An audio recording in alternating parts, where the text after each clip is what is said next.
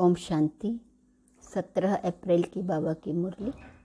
मीठे बच्चे, माया के वश हो, ईश्वरीय मत के विरुद्ध कोई कार्य नहीं करना, कभी भी बाप की निंदा नहीं कराना। प्रश्न, माया भी बाप की मददगार है, कैसे? उत्तर, जब देखती है कोई श्रीमत की अवज्ञा करते हैं, बाप का कहना नहीं मानते हैं, श्रीमत पर नहीं चलते हैं, तो वह कच्चा खा लेती हैं, थप्पड़ मार देती हैं। सयाना वह जो बाप की याद से माया को परख उसके वशीभूत न हो। गीत। मुझको सहारा देने वाले, ये दिल कहे तेरा शुक्रिया। ओम शांति। बच्चों ने यह किसकी महिमा सुनी? परमपिता परमात्मा की। बच्चे जानते हैं कि ऐसे बाप को याद करके उनसे अब स्वर्ग का वर्षा लेना है।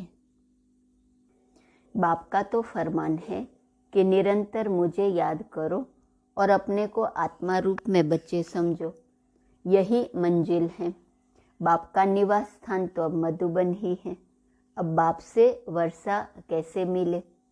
जितना जो बाप को याद करते हैं उतना उनके पाप कटते जाते हैं, और जो बाप के वर्षे को याद करते रहते उनके खाते में खजाना जमा होता रहता है। जो बाप को याद करते उतना पाप कटते जाते, और जो बाप के वर्षे को याद करते हैं तो खजाना जमा होता जाता है। यह एक किस्म का व्यापार है जो बाप सिखाते हैं। ऐसे बाप को तो निरंतर याद करना पड़े।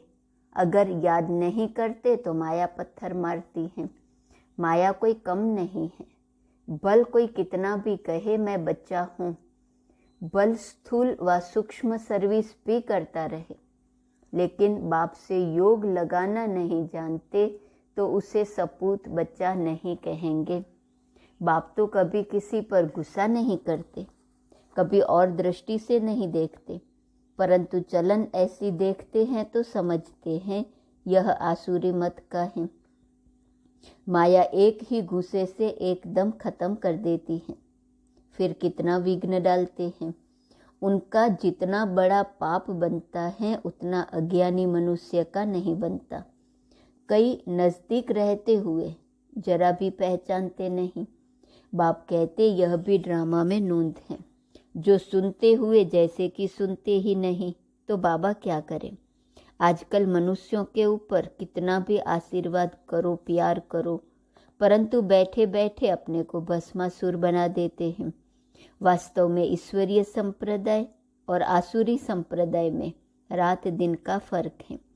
इस दुनिया में किसी का बाप के साथ योग नहीं है। ऐसे को फिर बाप आकर ईश्वरीय संप्रदाय का बनाते हैं। तुम्हारे में भी कोई तो ईश्वर के बन उनकी श्रीमत पर चलते हैं, और जो नहीं चलते हैं वह भस्मासुर बन जल मरते हैं।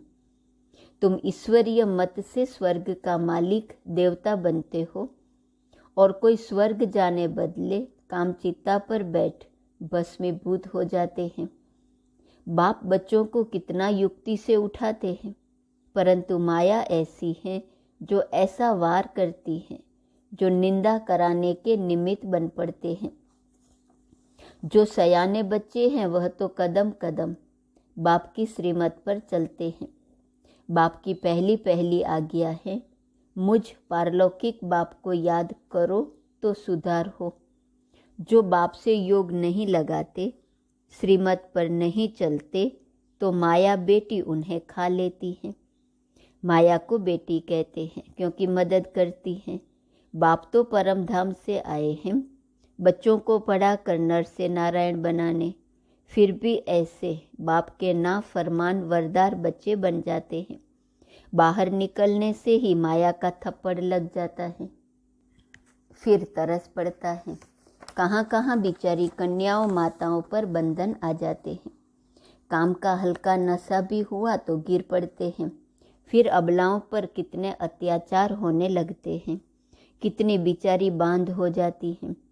इतने सब का पाप उन पर पड़ता है। बड़ी कड़ी सजा खाते हैं। बात मत पूछो। माया जानती है कल्प पहले वाले कौन कौन हैं जिन्होंने मुझे जीत बाबा का तरफ लिया है। माया जानती है, वह भी सयानी है। देखती है ये बाबा की अवज्ञा करते हैं तो ताला बंद कर देती हैं। बाप जानते हैं ये अबलाएं कन्याएं भारत का कल्याण करती हैं। बाप को माताओं का बहुत फुरना रहता है। तुम बच्चों को भी माताओं का फुरना होना चाहिए, अपना अहंकार नहीं रहना चाहिए। बाप खुद कहते हैं वंदे मातरम, बड़ी संभाल करनी है, कोई ऐसी डर्टी चलन नहीं चलनी है। अपने आप से पूछना है कि हम कोई उल्टा धंधा तो नहीं करते हैं। बाप कहते हैं तुम बाप से वर्षा लो, तुम देवता बनने आए हो। धर्म की स्थापना में अनेक विघ्न तो पड़ने ही हैं। क्राइस्ट के समय में भी ऐसे कोई निकले जिन्होंने निंदा आदि की। आसुरी संप्रदाय ने मार डाला, पहचाना नहीं। अब उनके कितने चर्च आदि बनते हैं, परंतु इससे कुछ फायदा नहीं। माया के बन तमो प्रधान बन जाते हैं। जहाँ भी जाते हैं वहाँ से मिलता कुछ भी नहीं है। दिन प्रतिदिन और ही दुखी तमो प्रधान होते जाते हैं। समझो गुरु नानक के पास जाते हैं, उनसे क्या मिलेगा? वह सिर्फ कहते तुमको पवित्र बनना व रहना चाहिए, परंतु अपवित्र ही रहते हैं। सिर्फ उनका भजन गाते रहते हैं तो मिलेगा कुछ भी नहीं। अब देखो सब कब्र दाखिल हो गए हैं, ज्ञान का जरा भी पता नहीं है।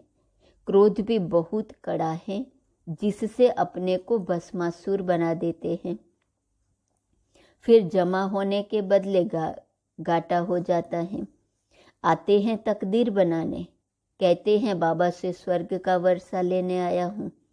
अच्छा, बाप को पूरा याद करना पड़ेगा, उनकी श्रीमत पर चलना है। नहीं चलेंगे तो फिर जैसे का वैसा बन जाएंगे, फिर कल्प कल्प गिरते ही रहेंगे, फिर कभी उठ नहीं सकेंगे। अभी पुरुषार्थ किया तो ऊंचते ऊंच बन सकते हैं। बाप कितना समझाते हैं, बोर्ड पर भी लिखा हुआ है, ईश्वरीय विश्वविद्यालय परमपिता परमात्मा ने स्थापन किया है, उनसे स्वर्ग की राजाई का वर्षा पाना है। अगर यहाँ आकर और फिर चले जाएं तो सब कहेंगे शायद ईश्वर नहीं है जो ऐसे छोड़कर निकलते हैं।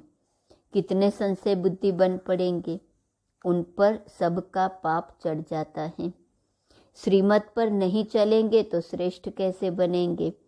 श्रीमत पर चलने से तुम्हारा कोई नुकसान नहीं हो सकता है। वह बाप भी हैं, धर्मराज भी हैं। धर्मराज देखते हैं क्या क्या पाप करते हैं, मेरी ग्लानि करते हैं, बड़े कायदे हैं, परंतु बच्चे समझते नहीं। हाथ उठाते हैं हम लक्ष्मी नारायण को वरेंगे और काम ऐसे करते हैं जो बात मत पूछो। आगे चलकर यह किला ऐसा बन जाएगा जो कोई पतित अंदर आ नहीं सकेगा। अभी तो माया बहुतों को नाक से पकड़ लेती है। वह निराकार बाप इन आँखों का लोन ले आए हैं तो देखते हैं यह फर्स्ट क्लास बच्चा है, यह कांटा है। बाप समझाते हैं बच्चे तुमको तो स्वर्ग का मालिक बनना चाहिए, तुम ऐसा पुरुषार्थ क्यों नहीं करते?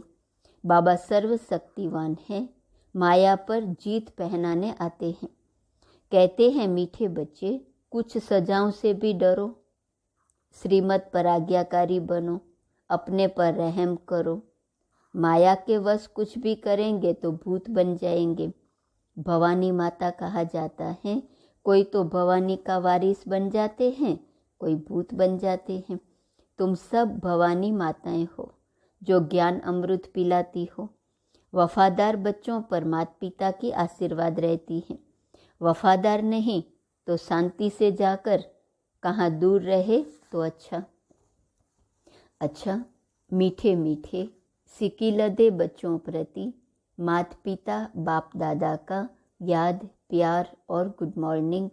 रूहानी बाप की रूहानी बच्चों को नमस्ते, रूहानी बच्चों की रूहानी बाप को नमस्ते नमस्ते नमस्ते। रात्रि क्लास है 17 जून 68। मीठे मीठे बच्चे जब यहाँ आते हैं तो समझते हैं हम बाबा के पास जाते हैं, बाबा से सुनते हैं। जब अपने अपने सेंटर पर जाते हैं तो सामने बाप दादा नहीं बैठते हैं, कहाँ कहाँ गोप भी चलाते हैं। मुरली तो सहज है, कोई भी धारण कर क्लास करा सकते हैं। ब्राह्मणियाँ बैठी तो हैं। बाबा पूछते हैं, कोई मुरली पढ़कर फिर मुरली का सार सुनाते हैं? कोई मुरली पढ़कर सुनाते हैं? जो मुरली हाथ में उठाकर सुनाते हैं वह हाथ उठावे। मुरली हाथ में नहीं उठाकर बिगर मुरली ऐसे ही सुनाते हैं वह भी हाथ उठावे। मुरली हाथ में तो होनी चाहिए न। पढ़े हुए हैं फिर सार बैठ सुनाते हैं। कोई मुरली पढ़कर सुनाते हैं, नंबरवार तो है न। महारथी, घोड़े सवार और प्यादे सभी तो एक्यूरेट नहीं पढ़ते हैं। कोई तो पढ़ते भी रहते हैं, एडिशन कर रहस्य भी सुनाते रहते हैं, रसीले नमूने। सभी ऐसे नहीं समझा सकते। यहाँ तो बाप बैठे हैं। बाप बच्चों को कहते हैं कोई बात में संशय नहीं होना चाहिए। एक बाप ही सभी कुछ सुनाते हैं। उन स्कूलों में तो अनेक पढ़ाने वाले हैं, अलग अलग पढ़ाते। यहाँ तो एक ही पढ़ाते हैं, एक ही एम ऑब्जेक्ट है। इसमें प्रश्न पूछने का रहता नहीं। सुबह को यहाँ बैठ बच्चों को याद की यात्रा में मदद करता हूँ। ऐसे नहीं सिर्फ तुमको याद करता हूँ, सारे बेहद के बच्चे याद रहते हैं। तुमको इस याद से सारे विश्व को पावन बनाना है। अंगुली तुम किस में देते हो? पवित्र तो सारी दुनिया को बनाना होता है न। तो बाप सभी बच्चों पर नज़र रखते हैं, सभी शांति में चले जावे, सभी को अटेंशन खिंचवाते हैं। जिनका योग है वह ज्ञान उठाते हैं। बाप तो बेहद में ही बैठेंगे। मैं आया हूँ सारी दुनिया को पावन बनाने। सारी दुनिया को करंट दे रहा हूँ तो पवित्र हो जाए। जिनका योग होगा समझेंगे। बाबा अभी बैठ याद की यात्रा सिखला रहे हैं, जिससे विश्व में शांति होती है। बच्चों को भी याद किया जाता है, वह भी याद में रहते हैं तो मदद मिलती है। अच्छी रीति याद करते हैं, वह थोड़े हैं। मददगार बच्चे भी चाहिए न, खुदाई खिदमतगार। निश्चय बुद्धि से याद करेंगे न। तुम्हारी पहली सब्जेक्ट है यह पावन बनने की। गोया तुम बच्चे निमित्त बनते हो बाप के साथ। बाप को बुलाते हैं, हे पतित पावन आओ। अभी वह अकेला क्या करेगा? खिदमतगार चाहिए न। तुम जानते हो विश्व को शांत बनाकर उस पर राज्य करेंगे। ऐसी बुद्धि होगी तब नशा चढ़ा हुआ होगा। तुम बच्चों को भारत को हेवन बनाना है। तुम जानते हो बाप की श्रीमत से हम अपने योग बल से अपनी राजधानी स्थापन कर रहे हैं। नशा रहना चाहिए, इसमें कोई स्थूल बात तो है नहीं। यह है रूहानी। बच्चे समझते हैं हर कल्प बाप इस रूहानी बल से हमको विश्व का मालिक बनाते हैं। यह भी समझते हैं शिव बाबा ही आकर स्वर्ग की स्थापना करते हैं। दुनिया को यह भी पता नहीं है परमपिता परमात्मा नई दुनिया की स्थापना करते हैं। कब, कैसे, बिल्कुल ही नहीं जानते हैं। गीता में भी आटे में लून है, बाकी तो सभी झूठ ही झूठ है। बाप आकर सत्य बताते हैं। भारत का योग बल तो नामी ग्रामी है। बाप कहते हैं हठ योगी राजयोग सिखला न सके, परंतु आजकल तो झूठ बहुत है न। सच के आगे इमिटेशन बहुत होती है, इसलिए सच को कोई मुश्किल जान सकते हैं। यह तो बाप ही आकर राजयोग सिखलाते हैं। बाप कहते हैं कल्प कल्प ऐसे ही होता है। अभी तुम नास्तिक से आस्तिक बन गए हो। प्राचीन ऋषि मुनि ही नहीं जानते तो औरों के पास कहाँ से आया? गीता के ज्ञान को ही नहीं जानते हैं। यह दादा भी बहुत पढ़ते हैं, अभी समझ मिली है। जानते हो दुनिया तमो प्रधान है, बिल्कुल बेसमझ। भारत समझदार था, भारत का ही खेल है। दूसरे धर्म कब आते हैं यह भी बच्चे समझते हैं। मूल वतन सूक्ष्म वतन को भी तुम समझ गए हो। सिर्फ तुम ब्राह्मण ही यह नॉलेज पाते हो, देवताओं को तो ये दरकार ही नहीं। तुमको सारे विश्व की अब नॉलेज है। तुम पहले शूद्र वर्ण के थे, फिर ब्रह्मा कुमार बने, तो यह नॉलेज देते हैं जिससे तुम्हारी डीटी डिनेस्टी स्थापन हो रही है। बाप आकर ब्राह्मण कुल सूर्यवंशी चंद्रवंशी डिनेस्टी स्थापन करते हैं, वह भी इस संगम पर स्थापन करते हैं।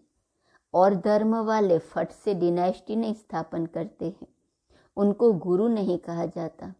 बाप ही आकर धर्म की स्थापना करते हैं। बाप कहते हैं अभी सिर पर फुरना है बाप की याद का, जिसमें घड़ी घड़ी भूल जाते हैं।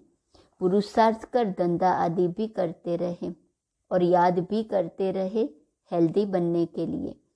बाप कमाई बड़ी जोर से कराते हैं, इसमें सभी कुछ भुलाना पड़ता है। हम आत्मा जा रही है, प्रैक्टिस कराई जाती है। खाते हो तो क्या बाप को याद नहीं कर सकते हो? कपड़ा सिलाई करते हैं, बुद्धि योग बाप की याद में रहे। किचड़ा तो निकालना है। बाबा कहते हैं शरीर निर्वालिए भल करो, है बहुत सहज। समझ गए हो 84 का चक्र पूरा हुआ। अब बाप राजयोग सिखाने आए हैं। यह वर्ल्ड की हिस्ट्री ज्योग्राफी इस समय रिपीट होती है। कल्प पहले जैसे ही रिपीट हो रही है। रिपीटेशन का राज भी बाप ही समझाते हैं। कहते भी हैं world repeat, one God one religion कहते हैं ना, वहाँ ही शांति होगी। वह है अद्वैत राज्य। द्वैत माना आसुरी रावण राज्य। वह है देवता, यह है दैत्य। आसुरी राज्य और दैवी राज्य का भारत पर ही खेल बना हुआ है। भारत का आदि सनातन धर्म था, पवित्र प्रवृत्ति मार्ग था। फिर बाप आकर पवित्र प्रवृत्ति मार्ग बनाते हैं। हम सो देवता थे, फिर कला कम होती गई। हम सो शूद्र डिनेस्टी में आए। बाप पढ़ाते ऐसे हैं जैसे टीचर लोग पढ़ाते हैं, स्टूडेंट सुनते हैं। अच्छे स्टूडेंट पूरा ध्यान देते हैं, मिस नहीं करते हैं। यह पढ़ाई रेगुलर पढ़नी चाहिए।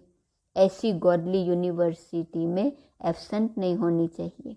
बाबा गुह्य गुह्य बातें सुनाते रहते हैं। अच्छा, गुड नाइट। रूहानी बच्चों को नमस्ते।